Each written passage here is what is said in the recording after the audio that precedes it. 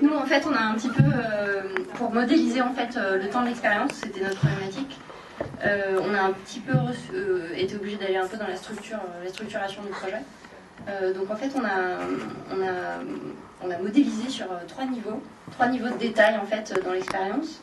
Donc il y a un premier niveau en fait qui permet de construire des parcours à un niveau très macro et non séquentiel. Donc de vraiment aller d'une phase de l'expérience à une autre. Donc là, on va définir en fait plusieurs niveaux utilisateurs. Donc ça, c'est la première vue. Alors, je sais pas si on voit là. Et puis ensuite, quand on descend en fait, donc à l'intérieur d'une phase, on peut en fait donc rentrer dans le détail en fait des contenus qui vont être dans cette phase de l'expérience. Donc là, on est dans du séquentiel. Et puis, si on rentre à l'intérieur en fait d'un contenu, c'est là où on va avoir la donnée temps qui va être définie en fait en détail et modélisée en détail en fonction du type de contenu. Donc là, on voudrait notamment qu'il y ait plusieurs valeurs, des valeurs qui s'appuient sur des datas en amont du projet qu'on aurait collectées, qu'on pourra ensuite vérifier par des tests utilisateurs en fait. Donc ça peut aller simplement de la durée de visualisation d'une vidéo à carrément la durée d'un morceau d'interaction qui serait défini. Voilà, en gros. C'est pour rappeler le problème. Oui, la problématique, c'était d'évaluer le temps d'expérience. Donc c'est-à-dire pour l'utilisateur. Ouais. Ok. Il y a eu un pouce levé de David. Voilà, qui apparemment silencieusement a l'air content. Qui apparemment très content. Et ben super. Bah après, si vous avez des questions. Bah oui, là pour le coup, on peut prendre des questions là. David, si tu as une question, tu peux remettre ton micro d'ailleurs. Absolument. Non, personne. Si.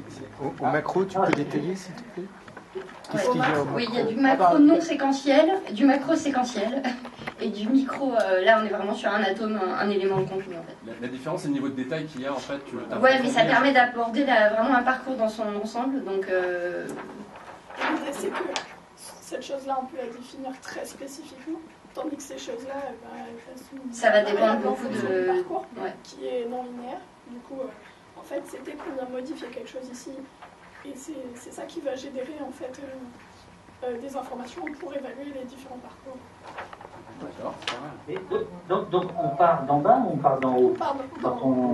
Enfin, ça dépend du point de vue parce qu'il y a des gens qui vont bosser sur les trucs d'en bas et ça fait générer des trucs vers le haut.